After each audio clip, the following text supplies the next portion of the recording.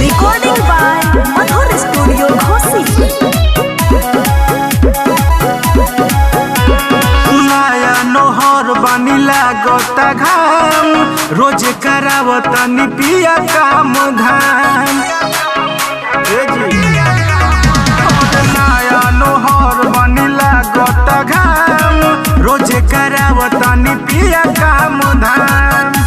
कि भले खटब हम से के खटनिया राजा जी कि हम से होई नहीं गेहूं के कटनिया राजा जी कि हम से होई नहीं गेहूं के कटनिया राजा जी कि हम से होई नहीं गेहूं के।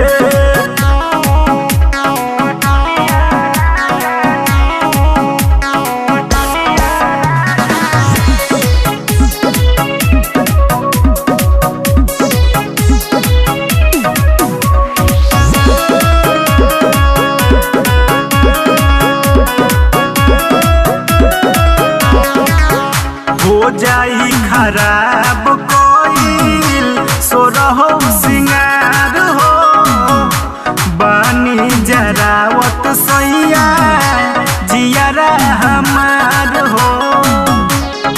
ए जी बात के बुझी।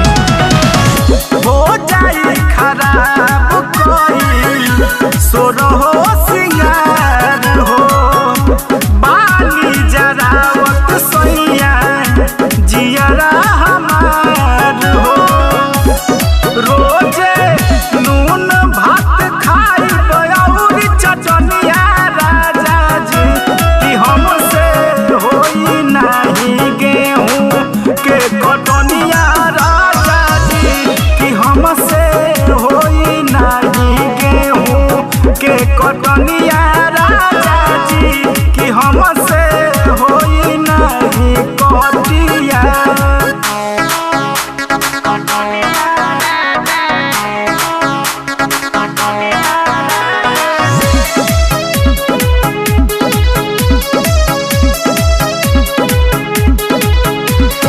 Recording by Madhur Studio Ghosi।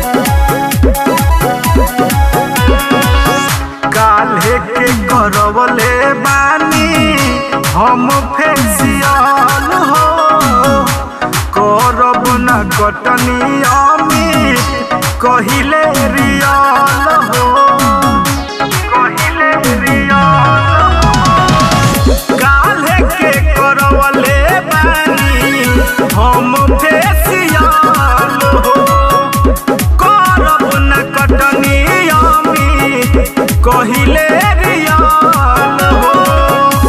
कि हृदय सनोज कर ना फुटनिया राजा जी कि हमसे होई नहीं गेहूं के कटनिया राजा जी कि हमसे होई नहीं गेहूं के कटनिया राजा जी कि हमसे होई नहीं कटिया।